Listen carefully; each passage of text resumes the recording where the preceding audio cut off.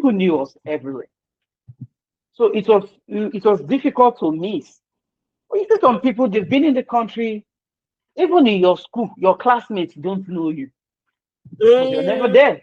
You just come and write mm, exams and leave. Are you getting what I'm saying?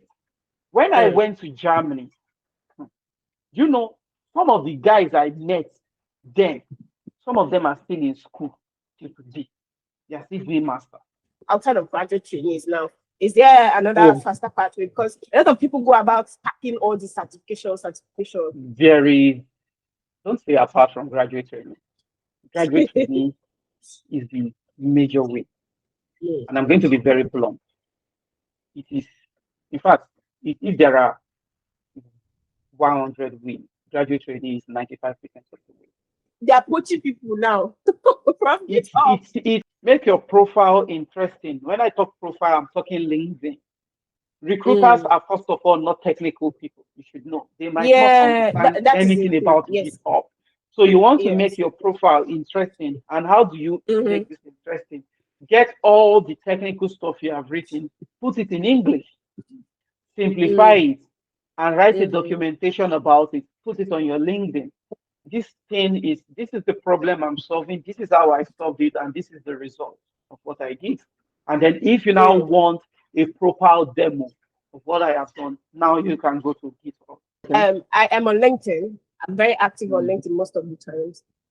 mm, I see a lot of posts of people who left Nigeria or left African countries and went mm, abroad to do a master's, hoping to get a job and move away from the student visa to the PR or at least work visa. I've seen a lot of posts, both on video, that on IG, people saying, I just finished my master's in this, these are the skills I have. I've worked here, I've worked there.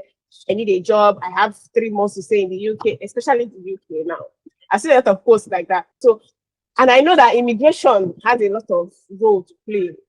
As an immigrant, your chances and the opportunities open to you are not the same for people that are indigent or the people that are residents there. How do you advise people to approach this thing to be able to please have more an upper hand in this kind of situation? I know immigration laws are different for every country. It might be easier in Poland than in the UK, of course, because the UK has more immigrant numbers. So how will somebody navigate all of these things, especially when they are choosing a country to go to, which course to study, how to into the workforce? thank you. Hi everyone, my name is Chika and this is Synthesis and Script.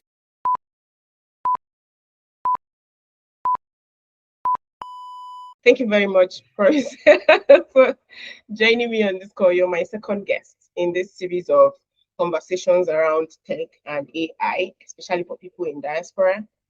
And first of all, would like to get to know you a little bit about your background to familiarize you with my audience. Okay. Thank you very much for having me. Syntax and script. That's an interesting name. do Um, you my want to name know? Do is. you want to know the history of the name, or we'll talk about it at the end? We'll talk about it at the end, Also, but it's interesting. I like it. All right. So my name is Promise Akabudu, and I currently live in Poland. I work as a strategy and operations analyst for Akamai Technology, and uh, I grew up in Nigeria. And in my first degree, I studied biochemistry from the University of uh, Nigeria in Nsukka.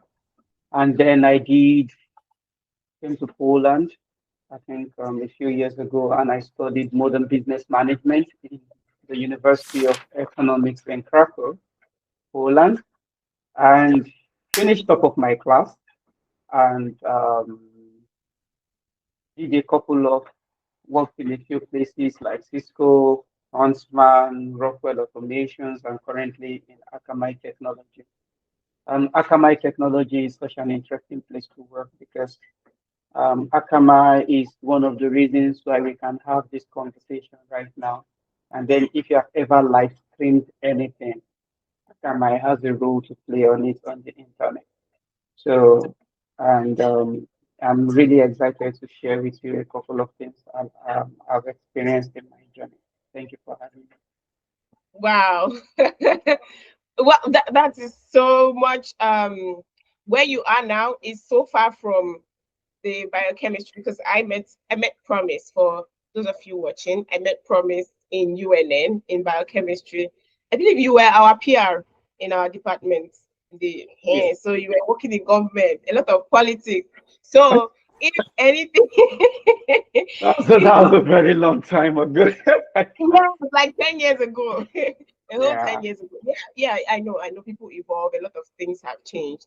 And I want you to tell us a little bit about how you came to the decision of going into the business aspect of tech. Like, is there any particular reason or reasons that led up to your particular choice in your field that you're currently operating in?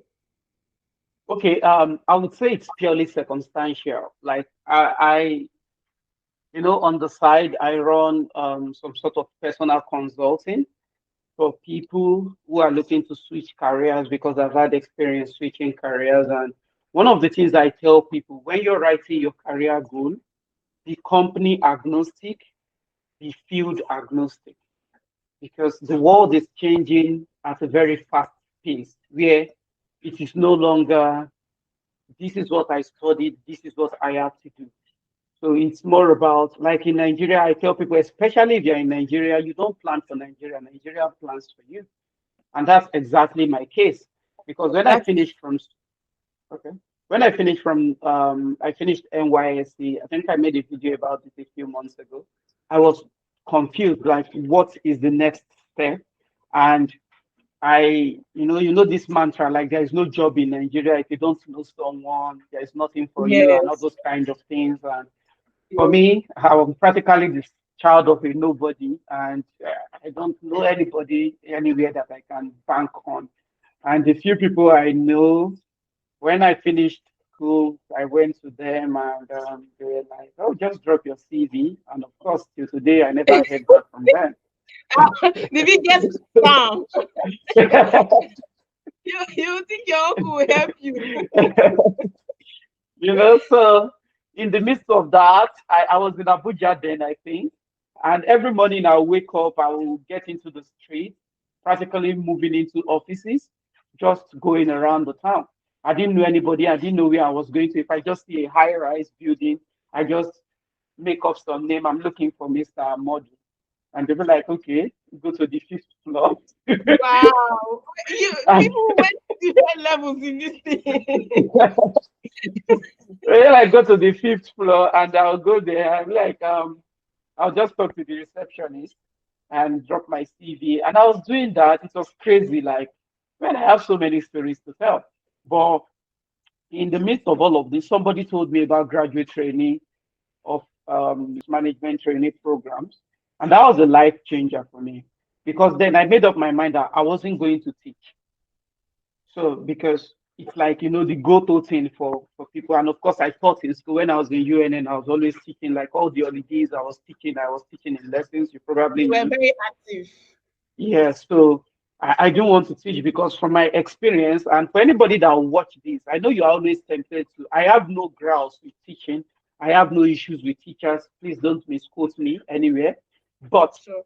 I feel like if you don't have the passion, if you don't want to do it because that's what you're passionate about, or that's what you studied, or that's what you're really interested in, please don't do teaching as a function of circumstance. Because one thing I have learned and I have seen is that people who start out with it end up staying stuck in it for years because they don't even have time to attend the interviews, they don't have time to do other things. And be like, oh, I'll do it for a year and then I'll get something else. And then 15 years, they are still there. For context, when I finished secondary school and I went back to my primary school, that gap when you're waiting to gain Or admission to the anywhere. university. Oh Oh, no, oh, okay. before That was secondary okay. school, yeah. And I went back to the primary school where I studied, and practically almost everybody that taught me when I was there were still there when I came back 6 years later. And then I went to the university, graduated 4 years later. Before I went for NYSC, I went back to the school to teach. Everybody that taught me were still there Was still 15 years there. later. So Wow. it already gave me that impression because it was like the readily available jobs where I was looking for jobs. My uncle, everybody Easy was to telling me, enter to low barrier to entry. So yes, they said, go teach, you're smart, you can teach. I said, no, that's not what I'm going to do. mm, So I continued putting out applications and I was hell bent on not teaching. And of course, there was no money coming in, and I knew I really needed to do something as soon as possible. So I found out about graduate trainee jobs. That was the game changer. And I started putting out applications. I was reading GMAT alongside GMAT is Graduate Management Aptitude Test. So okay. it's like this kind of test that you use for scholarship examinations when you're going for masters in the US. And then a lot of companies also use it as some entry examination for this management training stuff. So I was putting out applications. I think I sent out applications to almost 300 companies within the space of maybe a month. Immediately I found out about it. Yes, in Nigeria. And Wow. Where I you were living in Lagos at the time, right? was in Abuja. Oh, Abuja. Okay. Yeah. I So I was didn't, sending out I didn't know that Abuja has such a prolific concentration of businesses as oh with no, Lagos. the applications were global all over the country. They were nationwide. Okay, nationwide. Okay, Yeah, that I makes was sense. sending out those applications for graduate training programs, right? Okay, Specifically. Because okay. graduate training programs are really cool. Like you don't need to know anything per se. Yeah, They because it's will supposed to train be you. entry level, and then they will Exactly. just train you. Yeah, that's why. Exactly. So when I found out about it, it was the game changer. I started putting out applications and I started having flurries of interview invitations, like Seplat, Nestoil, Pittston Healthcare, Coronation Merchant Bank, Union Bank, Diamond Bank, then now Access Bank. They Mm-hmm. all of them they sent out all these interview invitations for me. And then I looked at all the I wouldn't call it offers because they were not really offers then. Mm. I decided to settle for Fixing Healthcare, PLC, and that's how I got my first job post Is NYSC. there a reason why you chose Fitson? Is it because it's closer to where you studied in school? No, not really. I would say when I went for the interview, first of all, when I saw the building, when I got into the place, because we wrote those GMAT first, and we Yeah. wrote the GMAT and I scaled it. I was invited for the next stage. When I came into the place, I saw the building, I saw the GM, I saw like everything happening. I was already fascinated. Like, this is the place I want to be. And I said I was going to be the best in those interviews. And honestly, that was what I did. I did the interview so well that they offered me another role different from what I came for Eh? inside the Ah. interview. Like, and it was 4 stages. The first one, like a lot of things happened. It was really cool. It was very competitive because I saw some of the baddest guys, pardon my English, I have known Mm. in secondary school, in the Yeah. university, in that place. So it wasn't like they were really, really picky. So anybody that came to that interview, you know that they were top guys. So Yeah. it was tough, but I scaled through, and that's how I got into the first job I did, medical sales representative at Fixing Oh. Healthcare PLC, and that was a life changer. Like why I took the job was because first of all, it was autonomous, like you are absolutely running your business independently. So the head office is in Lagos, and then you could be sent to any part of the country, and there is no office there. So it's just you, your car, the drugs, and the field. So Yeah. you do Okay. whatever you want to do at your own time. So Okay. I felt that that was good. It's something I could do. I have excellent communication skills, and I'm a people Yeah, that person. you already developed fully. Right. So, and of course, the things they were talking about, the drugs, mechanism of action, and all of those things were not so far away from the things I already know. We did a bit of pharmacology and a bit of all those reactions. in enzymes and all of that. I'm sorry, I've forgotten all of that now. I've forgotten a lot of mine. Yeah, but that was your first step your first step away from biochemistry while you were still a little bit In in. Nigeria. You So had moved to sales now at this point. yes, so I got into sales and marketing because the role was so good. In fact, I still feel like it's one of the best roles I've ever done because it was everything. You're doing like the pharmaceutical part of it. You're doing the sales. You're doing the marketing. You're doing relationship management, and you're doing the finance and accounting because you're basically the one balancing your books while still taking care of logistics.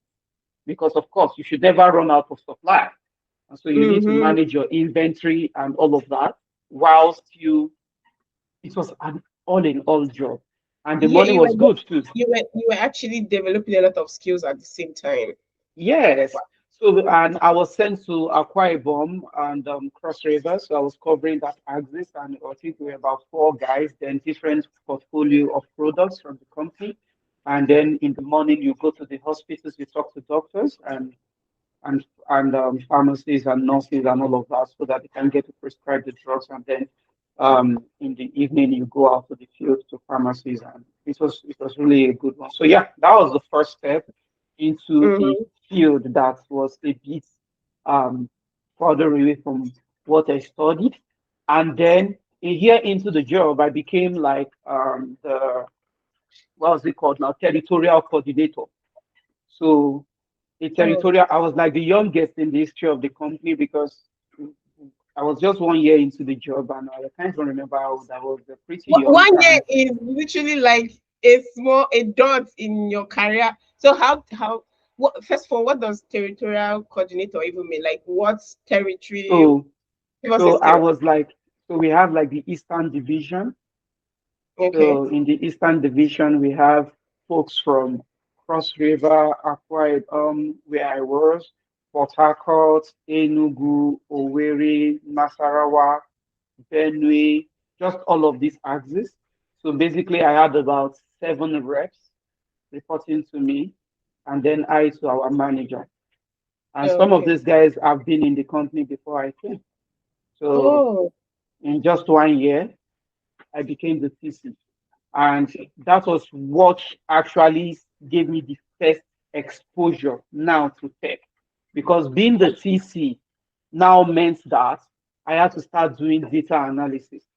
Because when the budget comes from the company, it is shared at a divisional level, and then it comes to my manager who says, "Oh, Promise, let's say you people have a budget of 50 million in this quarter or 100 million. I can't remember now.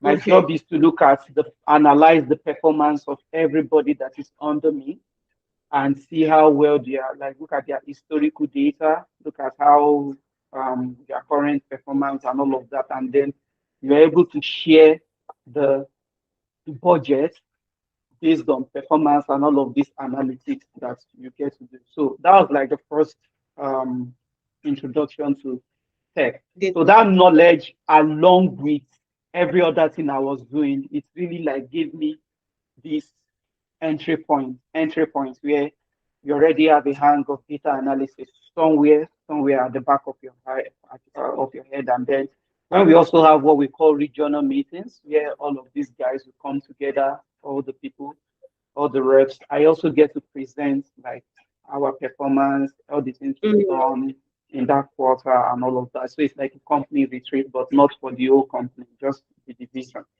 So yeah, okay. that's like my first entry point to something outside of biochemistry, and then Mm-hmm. one leg into tech. Wow. Okay. So let's talk about your career in Poland. Was Poland your first country? Yes, it is. Okay, so you got to Poland, you had all of this sales and marketing slash data analysis experience. Did you have certifications at this point, or like tell me how you got to Poland? I know you used the education route to go, right? Yes. So after working in Nigeria for a while, I think I did that job for about 2 years, and I just felt like there's so much more to do with my life, and Of course, the economic landscape in Nigeria wasn't so great. You could uh you're getting richer. Oh, we're making a lot of money actually. You could be Oh, getting sure. richer, but you were getting poorer on a global scale because of the quick depreciation of the naira against the dollar or Yes. devaluation of the naira. And Mm-hmm. it just didn't make sense. Like you're getting promoted, but the value is dropping rapidly. Among Yeah. other things, insecurity, and I'm not going to start talking about the political landscape, but Yes. it was just in 2019, like after some elections that has happened, I just knew that the Oh, that trajectory was the of the one that country. got Tinubu in, right? No, no, no, No, no. That was still Buhari. That was yeah, still the Buhari. second thing, as soon as he entered, I just knew there is no hope. Like it's going to plummet because seeing his first tenure was not so great, and then so Okay. I decided to leave. And then we came into Poland. It was COVID. It was a very challenging Oh, yeah, situation. yeah, yeah. You got in around 2020 at the 2020, cusp yeah. of, okay, as a And student. yes, And came to do what did my you study? master's, modern Yeah, business management. modern business. Okay. So modern business management is basically, of course, business management, but extremely tech heavy. So that means that we did a lot of econometrics, macroeconomics, time series Yeah, analysis, a lot yes. of I those saw stuff. something like that in your profile. Okay, that makes Yeah. sense now. So we did a lot of that, did financial modeling, and of course, the regular business management, HR, um, all these other parts of it, supply chain. So, but the thing is, getting into the job market now, I couldn't really break into sales because of language. Now, people speak English, but if you're Mhm. really going to do sales, like you will need to know the Yes, Polish yeah. language, and it's not really the easiest to learn. So I decided to start looking towards something that could, Sorry, I want to pause on the language barrier. okay, What is it? What language is spoken in Poland? Polish, Okay, yeah, Polish. the Polish language. Okay, the language is Polish and the people are called Polish as well. Okay, that Yes. makes sense. No, the Okay, I'm people are just actually called Poles. Poles. Oh, okay. And it's not as easy as Germany, as German or Dutch, right? It is not because you see German, um, Spanish, or French, they are in the Anglo-Saxon language family. Now, but when you have, so that means you find a lot of words that are similar to Close the to English. English Yes, counterpart. yes, I noticed it when I was learning Dutch. So that was Yeah, right. I was like, yeah, in Poland and German, they are kind of like a bit close. So I was they thinking are it would be, neighbors, but their languages, their culture is wide apart. So oh, in Poland, Czech Republic, Ukraine, Russia, Lithuania, now they are close. They have like what we call the Slavish language. yes, okay, okay. That one is more So archaic. Like the language yes, is more, yeah, it's more brutal. so I get. it's correlation or proximity to English is so far away. So it's kind of difficult to learn if you are not from that region. So it's easier for someone from Ukraine to be able to pick up Polish fast than from someone that has been speaking English all their life. So it's kind of Okay, difficult. Yeah. okay, that makes sense. Okay, so no sales for you because of language barrier. Because of language. So I started thinking like, what can I do that I would need less language? And then Okay. tech comes into the play. They pay well. There are lots of opportunity because Poland is like a tech hub, one of the fastest growing tech hub in the world actually. So Oh, yeah, most of the technology you're seeing, a lot of them they are coming out of Poland. So and then the game industry, yeah, is very, very um, solid. They have a very, very strong gaming industry in Poland, among other things. Okay. So Sorry, you said they I have a strong what industry? gaming like games. Okay, games. Okay, okay, okay. Yeah, yeah. So and I decided to go into tech.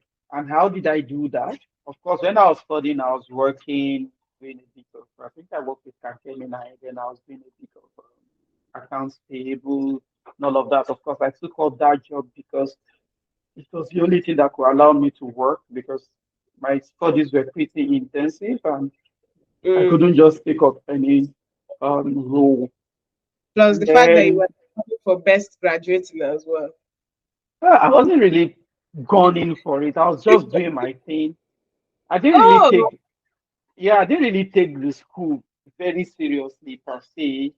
I would because I mean you know me now. I I have a don't know you. disposition. I have a But disposition you're towards pretty intense. I know you're pretty intense. That's one thing I know about you. so I don't put a lot of pressure on anything I do in life. So that's Mm. actually my that's my because I've seen too much of life to know that it's not of him that, you know, run it, it's not Really. of him, but it's of the Lord that showeth mercy. Of course, I preach hard work, I preach diligence, but again, you do what you can and then leave the rest to God. That's been my approach towards everything. So, Okay. in fact, we even at the point I went to Germany, right? Like we went to Germany for Erasmus, for scholarship, a semester abroad. While you were still studying in Poland. When I was still studying in Poland, yes, I did a semester abroad. It was all expense paid by the government. And Okay. I came back to Poland and I knew I was going to be graduating very soon. Now, because I already knew about graduate trainee program in Nigeria, I Mm-hmm. replicated exactly the same thing in Poland. Yeah, you had a template. That makes And sense. guess what? I got a job in Cisco 5 months before I graduated. Wow. So I already got the offer in April Mm-hmm. and I was to start in September. So did you put it on hold or the same way like you can get an admission and you defer? How did you do that? It's graduate trainee. So they come in a bunch. Everybody comes in as a set While you're still a student, while you're still a student. and they See, expect you to complete that with the last days of your graduation. like Cisco does graduate trainee program. It is an annual program to bring in students. So they expect that most students will graduate by June, July-ish, Mm-hmm. at worst August. So they Okay. expect you to be able to start September, to start working for them in September. So they don't Okay. wait until then so they just have plenty people, they do the interview, give you the offer, and then Mm-hmm. you are chilling, doing other things, continue with your studies. Then Okay. when you graduate, you then come in and come and pick up the offer. Okay, So that makes it clear now. yeah, that was how it worked for me. So I became a business analyst. And of course, it Oh, wasn't so hard for me because, of course, I did data analysis in Nigeria, like I mentioned when I became the PC. yes, yes. Uh, and then I, coupled with the things I was learning in my master's Mm-hmm. degree, like I Mm-hmm. mentioned, you've done a lot of analysis, macroeconomics, Yes, econometrics, econometrics, and all of lot that. of Yeah. mathematics. You're already prepared. So it Yes, kind of helped. mathematics then. So I get. So we did all of that, and then that's how I got Cisco, and my life changed. I did it for about 5 months. I moved. Of course, the thing is, once you just get into the job industry here, every week somebody is in your LinkedIn telling you to come and work for Yes, they want to them. poach you, but they don't poach you before you get your leg in. That's the most annoying part. They wait until somebody has prepared you, and all of a sudden you are now this ripe apple that everybody wants. So this company came, the offer was too good to resist.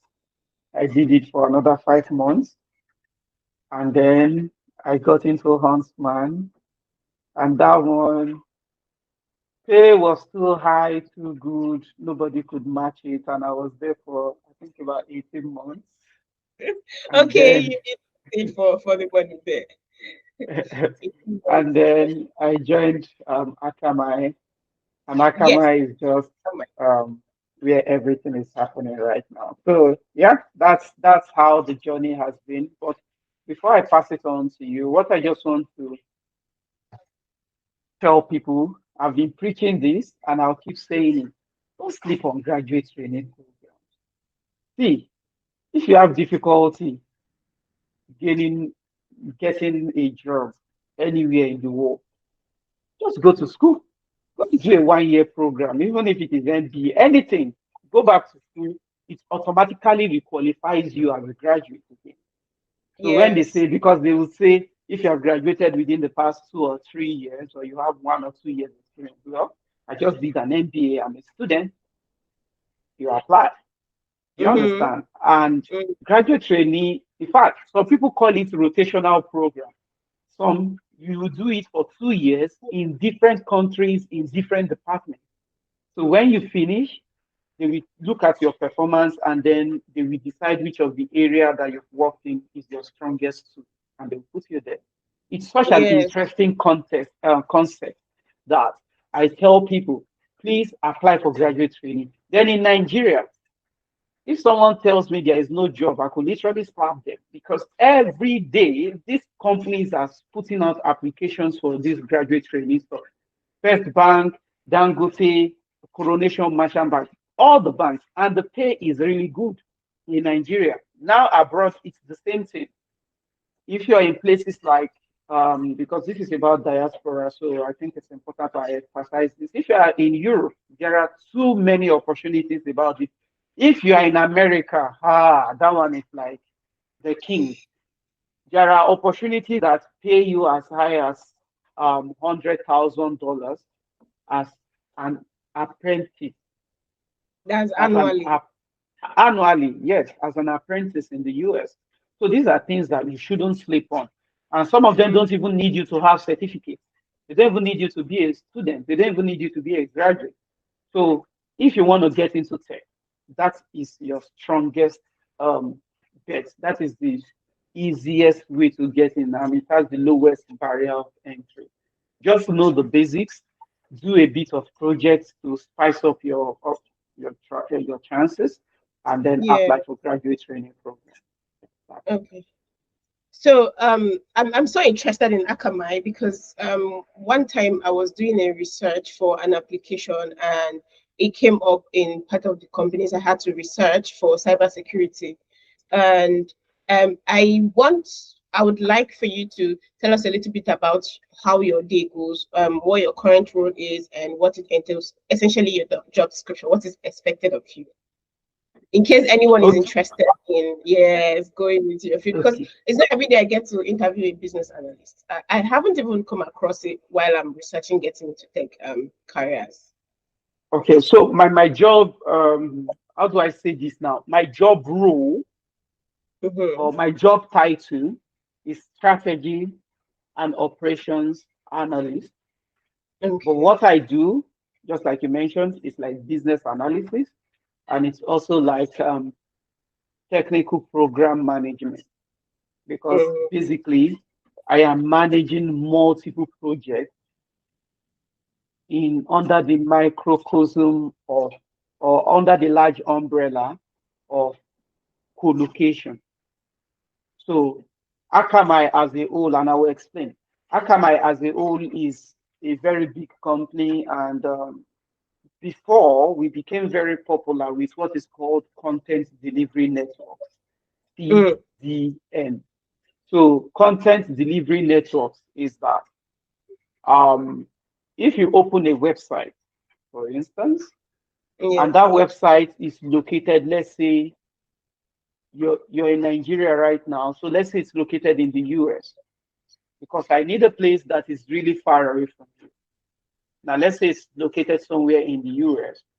Now, if you load that website before Akamai, that website would have to travel all the way from the US to you in Nigeria before your page loads. So that's why you see if you use Yeah, to keep internet back in the loading, day, it will be loading and loading. loading. Yeah, that's your data traveling through all Yes, the fiber networks. true. But now, what we do, content delivery, is that Akamai has what we call point of presence, POPs, POP centers, close to you, everywhere in the world. Nigeria, I think we have some data centers in Lagos, Nigeria, South Africa, Dubai, name it. We have presence everywhere in the world right now. So what we do is we catch the data of so many companies, and it's really going to be hard to find any major establishment that does not use Akamai, including all your hyperscalers, Google, Amazon, name them. So what we do is we catch that data in a point of presence close to you. So Mm-hmm. as a cached data. When I say cache now, CACHE, cache. Yes, yes. So as a cached data in a point of presence close to you, so that anytime you put in the IP address of any browser, any site, anything, instead of it traveling all the way from the source, it comes to you in a point of presence closest to you, thanks to Akamai. So reducing load time from minutes to seconds. So that's Yes. primarily what content delivery network does. The same thing with when you are streaming. Mm-hmm. So when you are streaming data, the same thing happens with Akamai. Instead of it coming from the source, we are passing Yes. this cached data to the sites close to you. So that's why like it doesn't buffer that much. Like Yes. it's just you have very, very low latency when you use those for content delivery. Now, of So course, it's this technology that made streaming video platforms like Netflix. Netflix, Yeah. TikTok, right Yeah. now, Facebook, Google, even this conversation we are having right now is Mm-hmm. built Yes. on content delivery network. So Okay. as a That makes result of that, also because all of this data have to pass through our network, we now have the security part of it to also protect your data from DDoS attack and all of those other form of attacks that will mm, come. So that's where the security components of Akamai um, comes in. So the major business that made us popular, CDN, yeah. and cybersecurity. Now, the company is now growing and diversifying. We now have like, cloud technology. I think we acquired one company, recently, I think about 3 or 4 years ago. And Linode is a cloud company that uh, also not on the scale of Azure with Microsoft or Mm, Amazon Cloud or Google Cloud Platform, but we know you can get to buy the cloud platform like on a very small scale. So yeah. solo developers, small startups, they get to use this instead of going for the more expensive ones. Um, or when I say expensive now, it's not in terms of quality, but in quantity. So, Yes. so that's what Linode does, and now we are scaling that to grow. That's what the company has focused on in the past couple of years. So my Okay. role now in all of Mm-hmm. this is co-location. So co-location is um, basically renting data centers. So this point of presence, they are in data centers all across the world. But of course, Akamai, we don't own data centers.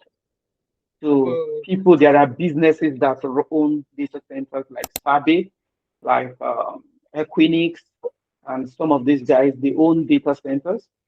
mm-hmm. Uh, and then co-location is renting a space inside their building to use for Akamai. Okay. So now, so that means that my work is to make sure we never run out of space all over the world, and to Okay. also make sure that we are not renting too much all over the world. Okay. So there must be Essentially, a what you were doing in your sales, your sales role, where yes, you're the making sure your stuff logistics. your inventory is not too high and not too low. Okay, just keep it at optimum. Yes. So we every month there is a lot of work because of course data center space, there is first of all, it's limited. And then there's a lot of regulations because, of course, data centers are very energy consuming, they are Mm-hmm. energy intensive. There is a lot of regulation from the government against it in so many places. So it's Yeah. tough. There's a lot of competition. You are competing with hyperscalers, you are competing with a lot of people.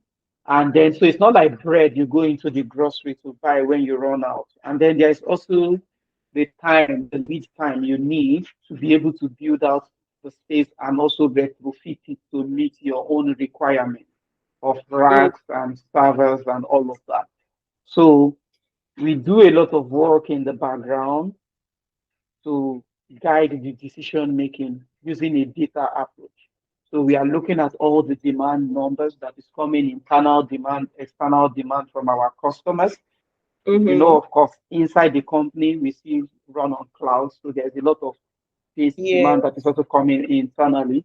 And all of these, we do those analysis against our existing supply in terms of racks, in terms of power, in terms of cooling, in terms of um, you consider all the constraints, and then Mm, we create this in a very big model, data model, and then every month we churn it out and do a sum of review. So those data mm. helps to inform the decision that management makes whether to go for a space or not. So if the data is not correct or if the analysis is not correct, or the Anambra man in me just jumped out now. It's all come out. Well, if the data is not correct and you are costing the company hundreds of millions of dollars, Yes.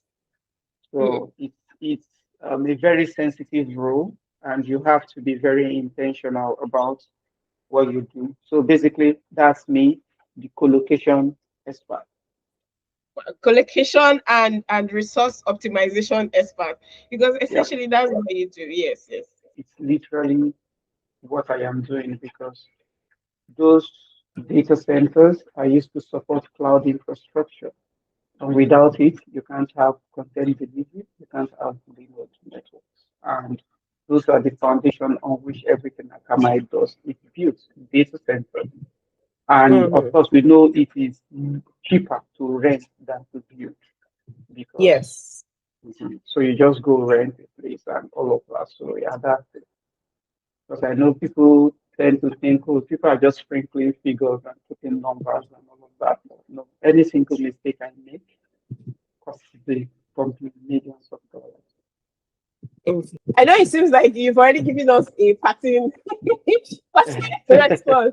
You've already wrapped up for us. And I was going to ask if you think there is a faster way for anybody to be able to pivot into tech, especially if they're moving from Nigeria to outside of Nigeria, or they're already outside and they're trying to get in outside of graduate trainees now. Is there another Oh, faster pathway? Because a lot of people go about packing all these certification.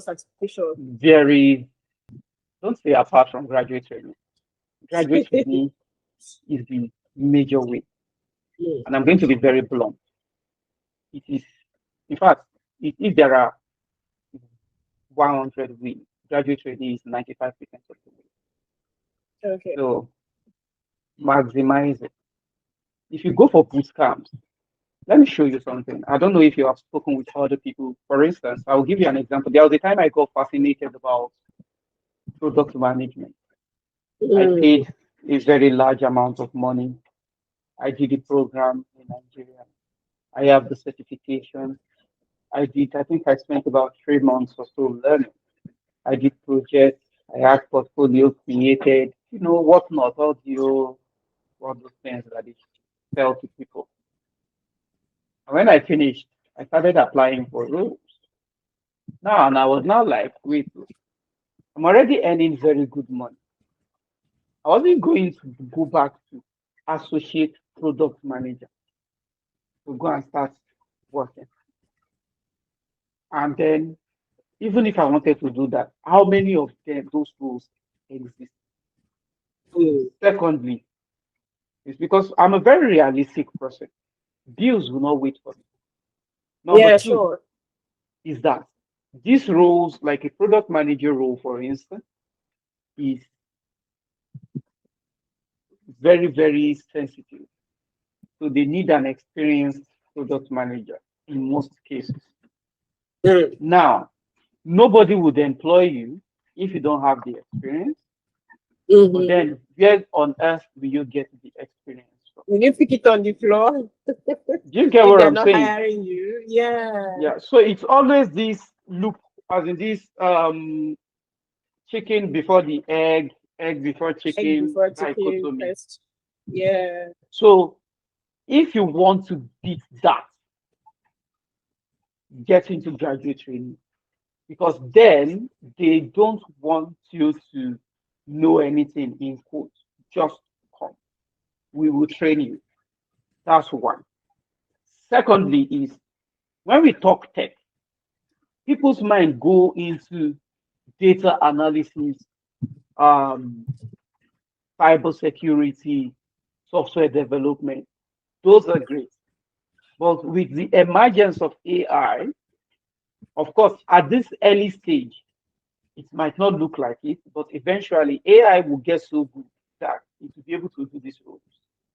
If you're going to pivot into tech, look for non-code related roles that you can bring in what we call transferable skill sets from your everyday life experience and your previous job experiences into. So things like program management, product management, like I mentioned earlier, project Mhm. management, UI UX design, um, But UI UX, I think AI is already replacing a lot is of even it. So, already doing that mhm, already. mhm, Customer success management, account executives, sales development representatives. These are jobs that uh, they have very strong human to human interaction for them to happen, and then mhm. requires you to just have a bit of product knowledge to be able to tag along. And they pay you very well. And you are still working in tech, but you don't have to write code. Do you get what I'm Mhm. saying? So these Yes. are some of the things I I will tell people to go into. Then number three is never ever go for the low hanging fruit, except you are you are passionate. And it's also the same thing I said about teaching when I started this Yes, teaching. conversation, if you remember. Every Tom, Dick, and Harry now is a data analyst.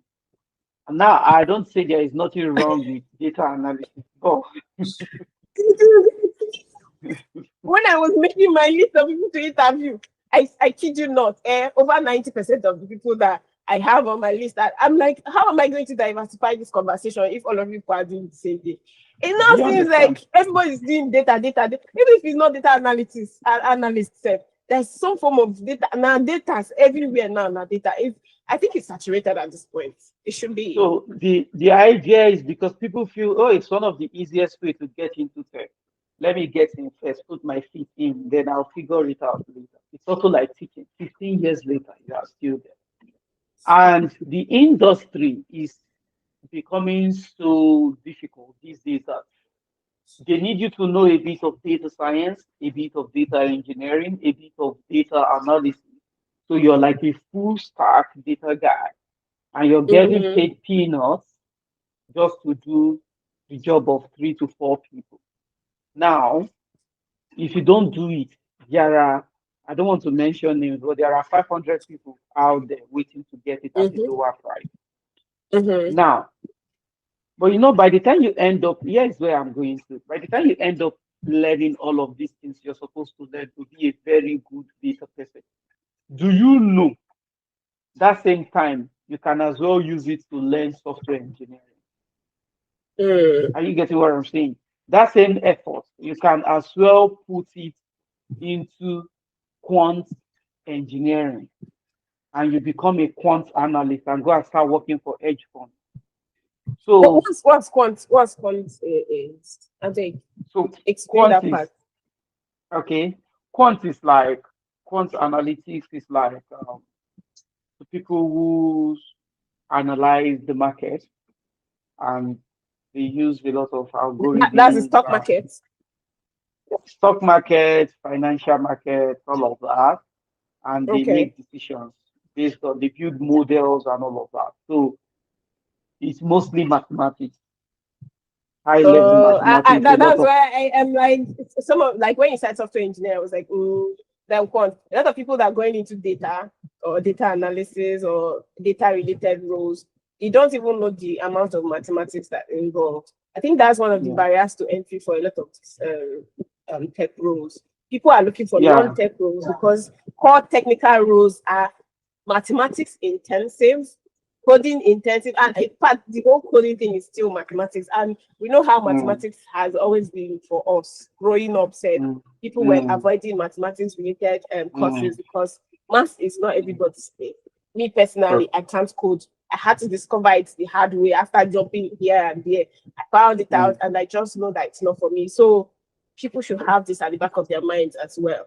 Mhm. Yes. So my point is just don't the same energy it will take you to get Yeah. into this data analysis, this you can as well use that same time to learn something that will pay you more, give you Mhm. more relevance in the job industry, and then with a Mhm. very faster career progression than Yes.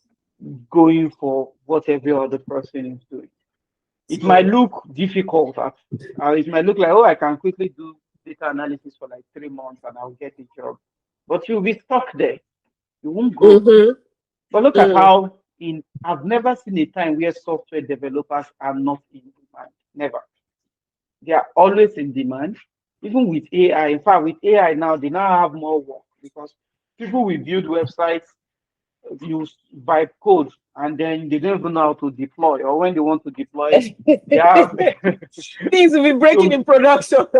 you That's when understand. you get the So errors.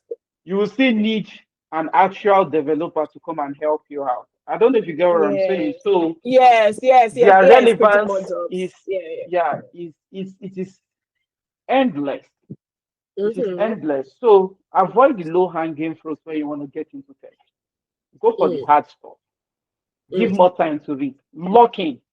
And I tell people, you want to do a program for 2 years, oh, whether you like it or not, that 2 years will pass. So Pass. you can as well just lock in now and start it. Are you getting what I'm saying? So if you're going Mm-hmm. to do um, data analysis or this so-called easy stuff, do it because you're passionate about it. Don't do it because oh it's like the easiest to get in and this thing. So yeah, long and short of it is graduate training number one. Number two, I was coming to that. Just yeah, finish. graduate training number one. Number two is avoid low hanging fruit. Avoid low hanging fruit. Then about certification, yeah, it is good. It might not be, but I just feel like see if I'm going to get into the industry, there are three categories of industries when it comes to companies. Like number one, you have startups, right? Mm-hmm. Mm-hmm. Small companies, there are mid companies, and then there are big companies that are already established, have about Mm. 1,000 staff, global presence, and all of that. Those big companies, there is nothing you can write, there is no certification you want to put, there is no this thing that you want to do that will impress them. For whatever skills you have, they have about 500 people that can do that thing. Do you understand? So when you want to get Mm. into big companies, you leverage referrals, you leverage just basically referrals. That's all. You just leverage referrals and then make sure that you're already working somewhere. Very hard for Google to pick you from maybe factory. It happens. I know someone that it's happened for, but it's very rare. It's like 1 out of 1,000. They would want to pick you from where you're already working in smaller firm.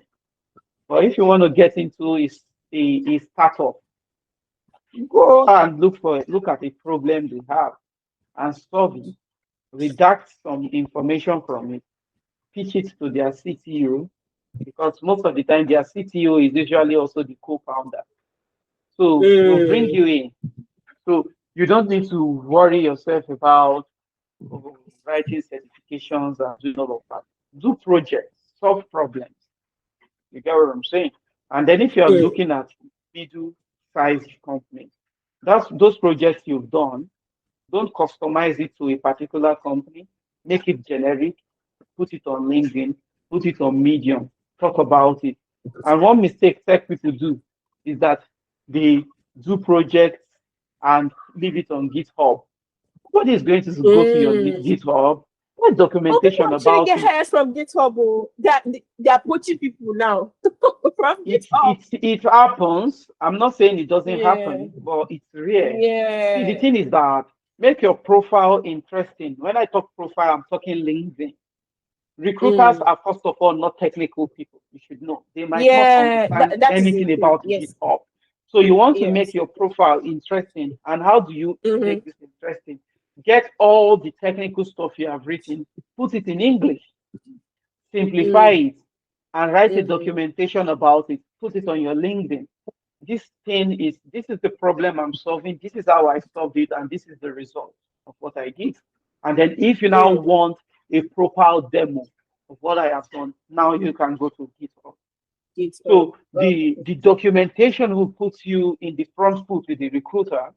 Your hiring manager, if they would go forward with you, can then be the one that has the technical savviness to go to your GitHub. So that's the problem mistake a lot of people make. They just do projects, put it there, and nobody knows anything about it. No recruiter will click the link on your profile. You should know that. Nobody. Recruiters want to see what they see, then they can recommend your profile, and then they talk to you like that. So I know I'm saying so many things, but I need to bring us back to the diaspora angle. Why I'm yeah, saying this is because okay. I am on LinkedIn. I'm very active on LinkedIn most of the times. Mm. I see a lot of posts of people who left Nigeria or left African countries and went abroad to do a master's, hoping to get a job and move away from the student visa to the PR, or at least be able to work visa. And they finished schooling. Of course, when you're schooling, you're working because you have bills to pay. When they finish schooling, their student visa is about to run out. They need to renew their visa maybe for 2 years to be able to stay in the country. They need a job, right? I've seen a lot of posts, both on video, that on IG, people saying, I just finished my master's in this, these are the skills I have. I've worked here, I've worked there. I need a job. I have 3 months to stay in the UK, especially in the UK now. I see a lot of posts like that. So in these kind of situations, I know those people went abroad. They were hoping to get a job immediately on graduation. So, and I know that immigration has a lot of role to play. As an immigrant, your chances and the opportunities open to you are not the same for people that are indigent or people that are residents there. How do you advise people to approach this thing to be able to please have more this thing, an upper hand in this kind of situation? I know immigration laws are different for every country. It might be easier in Poland than in the UK, of course, because the UK has more immigrant numbers. So how will somebody navigate all of these things, especially when they are choosing a country to go to, which course to study, how to enter the workforce? Thank you. Good question. I think you've answered it. The most important thing is to know that immigration differs for different countries. That is the first thing you need to consider before you leave your country. You understand? You should have a roadmap on how to settle in if you plan to stay back. Because ideally, when you're doing the visa interview, you tell them you want to go study and you come back to your country. That's the things you tell. So if you plan to go back, you shouldn't be in this conundrum in the first place. But if you don't plan to go back, then But do people really plan. plan to go back, or that's just something you say in interviews? They're supposed to. Well, they are supposed to go back if you have a working country to go back to. You understand? But we So, don't. We don't. yeah, I will get to it, but I'm just trying to say that the mistakes people make is in planning. If you're already here, there is not much that can be done for you. Do you know why the problem is happening most likely in the UK? is because they increased the salary requirement for you to be able to sponsor people that are not on the critical skill job. I can't remember the amount now, but I know it has been increased. I don't want to start searching because I don't want to lose my train of thought. Now, this salary now means that in the UK, nobody is paying that amount to a fresh graduate. Nobody. A few years ago, it wasn't like that. But with this new salary cut-off, sort of, it has become almost impossible to hire a fresh graduate and pay them that amount. You get what I'm saying? So that's actually why it's like there is such a huge outcry in recent times. So what should you do? There is also people go into healthcare not because they want to do healthcare, but it's like, okay, with healthcare, the salary requirement is a lot lower because it is a critical skill. You know what we have like critical skill. That's why you see a lot of people are doing care jobs in the UK. So in those cases, there are over, I think, 20 something visa types that they have in the UK. You can get into into the skilled worker. Oh no, that's not what I want to say. This one you do technician to nominate you. Okay, you mean the global talent visa one? Oh. Yeah. Yeah, but that one is not easy to get now. That's why I'm saying that roadmap. If you're going to, you can apply for global talent visa as an already established talent or as an upcoming talent. That's the part people sleep on. You don't need to have achieved everything that they need. So you just need people to vouch for you based on the things you've done that you have the potential. So that visa is divided into two categories. There is the one for already established people. Then there is the one for people who are showing potential. I think at this point I will have to look this up. Yes. So under digital technology, we have what we call exceptional talent, and then we have what we call exceptional promise. This is the one a lot of people don't even bother to look into. So this exceptional promise is for earlier career tech professionals making significant, impactful contributions to the field. So you don't need to be an exceptional talent. So this is for senior professionals. But earlier career tech people can go for exceptional promise. So people don't research. They just say, oh, if you don't get a work visa, that's it. Number two, you can start a business. Well, you have five people. Wait, start a business as an immigrant that's on the verge of moving or before you come. Hear me out. You people are five. You're a software developer. You are a marketing person. You are a logistic person. And you are all looking for jobs. While you are in the university, come together. Start a business agency. Start solving a problem. Let the software person be doing the code. One person is doing the logistics. The other person is doing marketing. While still studying. I'm sorry to say, the educational system is not as rigorous as it is back at home. It is high quality, but not as rigorous. When people complain about rigorous education here, it's because they want to work. By the time they work, you don't have time for studies. But if you are doing things, if you are comfortable, you have money, and I know a lot of people are not in that situation, and I'm not talking from the place of privilege. But if you're actually focusing on only your studies, you will have too much time in your hands, you won't even know what to do. So use those time, form an agency. Are you getting what I'm saying? You people will come together, register the company. By the time you are graduating into your business, and it gives you legal. You're now important to the economy. They can't let to the economy. It gives you something to stay and do, and that's what a handful of people are doing. So there are so many things to do. You just need to, it boils down to roadmap. Boils down to roadmap. So don't just go to a country because everybody is going to the UK. What's your plan? Oh, I'll wing it. Wing what? You can't wing anything. You will suffer. But that's literally the Nigerian spirit. We rumple it. No, you can't ruffle anything. You suffer like this, get depressed, and you see that's why they are dying like flies in that country. You see people, you just slump and die. Why? Because they are taking Oh, up the too suffering is too much. much. Too Yeah, much. you're working 3 shifts. Any shift that comes out, you collect because you have loans back at home. Yeah, I've It's never done crazy. a shift anything in this country that I've been here for over how many years. When I hear those things, I don't know how it works.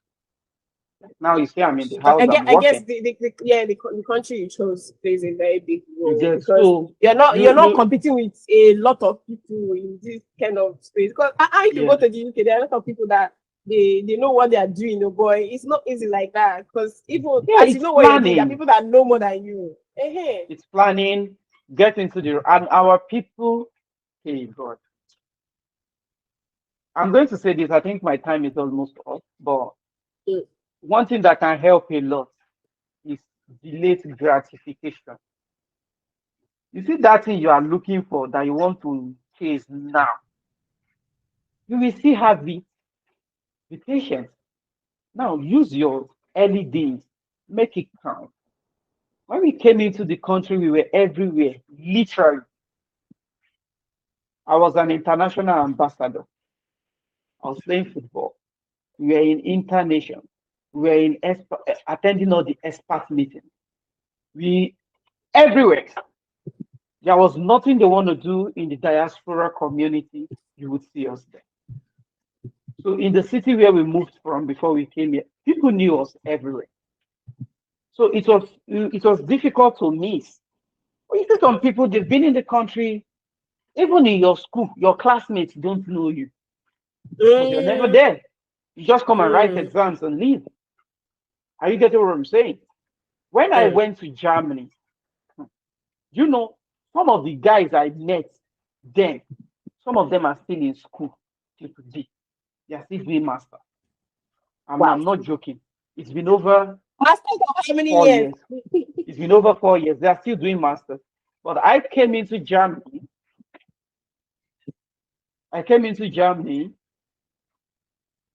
Before I came, 3 months before I came, I started applying for jobs in Germany. The moment I came into Germany, I didn't stay up to 1 month. I didn't even have the proper documentation like people that we actually, I came from Poland. I got a Mhm. job, a remote job at that. I was living I was working for a company in Berlin. I was living in Dortmund.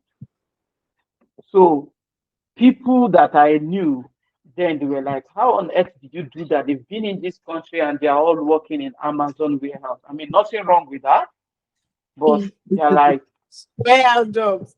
how Physically did you do that? tasking. I said, well, I applied. I just applied.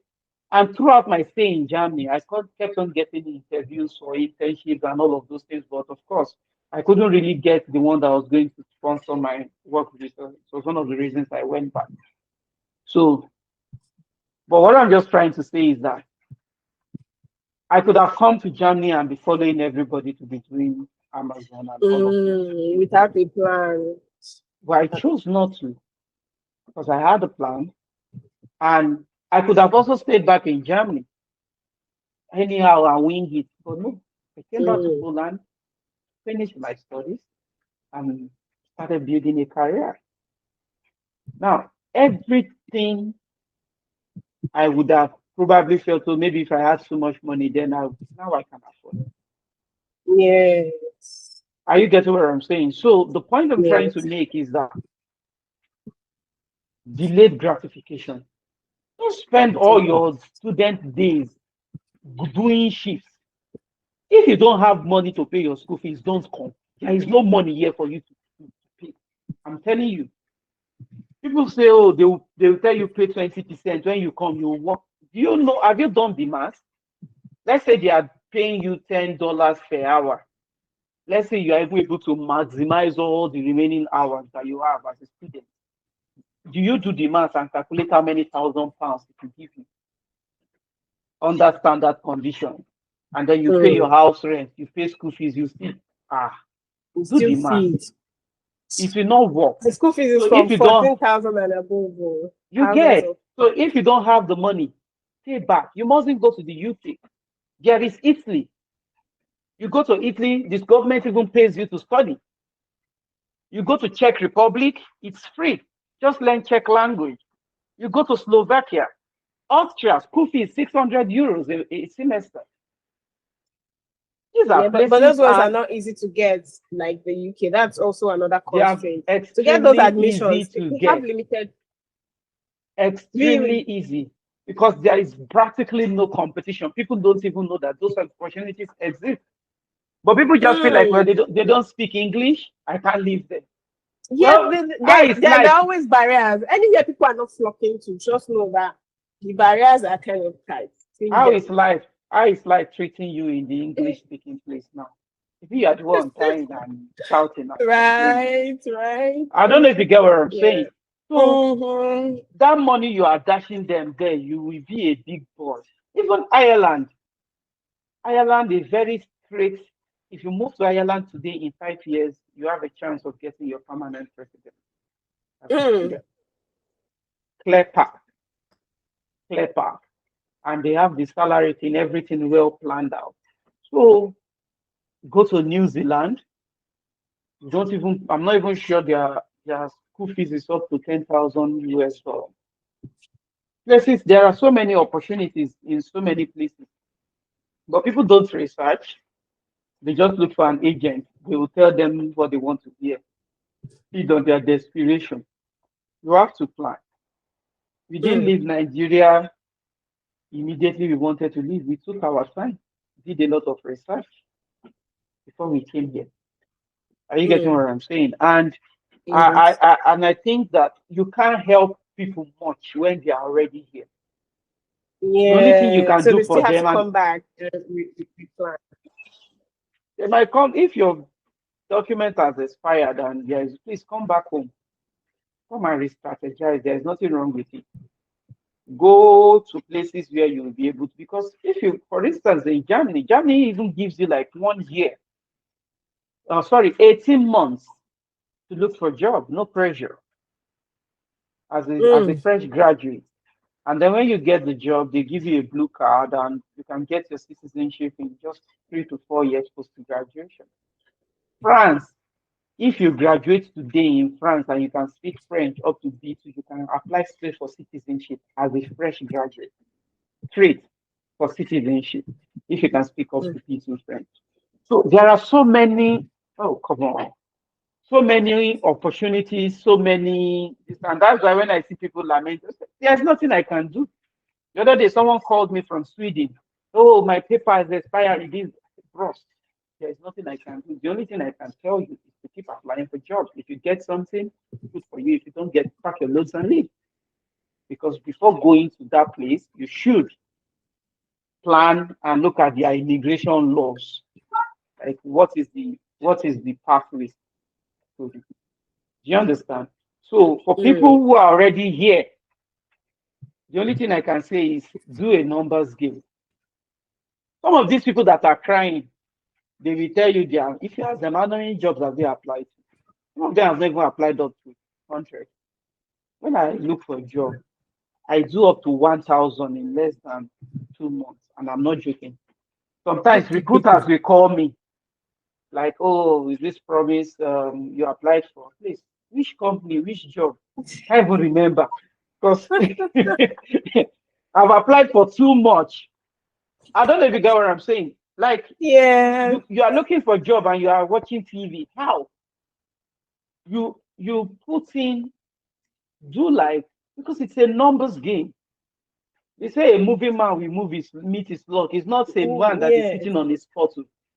You'd apply for jobs like 30 a day. In 1 month, you'd have done 900. Are you getting what I'm saying? Even if village people are following you, Well, some of the companies will call you and they will, if you have like 5 interviews, at least 2 can give you an offer, you choose one. Yeah. Do you understand? Put the Yeah. volume, apply like a crazy person that does not have a choice. Why are you living Mhm. like you have options when you don't have one? You get what I'm saying? So it's a numbers Yeah. game. Apply. Then when you are in school, network. Be something. That When one they is write so your important. Like they write your leveraging your CV, social connection. do you know The jobs universities? I've gotten in Nigeria, because I came back from Mm, Accra, all the mm, jobs I've gotten in Nigeria were simply because somebody recommended me. Because those roles, if I had absolutely. to interview and they would have probably been like, we're not sure. But somebody just comes and says, oh, this person, I know what they can do. I can vouch for them. You have already got it. You see, do you know most universities in the UK, they have a job center in the school? Some Nigerians who pass through that university, they will never go to that place ever. They don't even know that such a thing exists. But that is where companies, they even do career days in universities where companies will come and poach people, students. They will never attend, they are taking shit. Are you getting what I'm saying? They will not Yeah. attend. At the end of the day, they've collected their certificate. Oh yeah, now go and do shift. You understand what I'm saying? So I feel like, Mm. I know it sounds like I'm really being harsh, but I feel like a lot of people are thoughtless in these things and then they come to cry foul. When you are in school, make the most of it. So many opportunity abound as students. I see there are some people are professional students because they've seen the benefits that being a student does to them that they are even afraid of getting into the real world. I'm telling you. But do you want to start talking about the all the access that you can use your student email address to get? Microsoft gives you things, Google gives you access to some things, so many AI company gives you access to things because of your student ID. So people should take advantage of their student life, apply for graduate trainee, and then do what you can, and then leave the rest to go. Thank you so much. I really, really appreciate because this conversation even expanded beyond what I had envisioned, and we spent almost 2 hours. Thank you. Thanks so much for your time, all the knowledge you've imparted. I'm sure a lot of people would gain a lot of information, knowledge. They find this very, very resourceful. Thank Thank you. you very I really much. appreciate it. You're doing Yeah. a great job, and it's good people are getting to hear these things and they learn from it and take action. Thank you very much for Mm. having me. Really appreciate it. Look forward to having more conversations in the future. Okay. Thank you. Bye.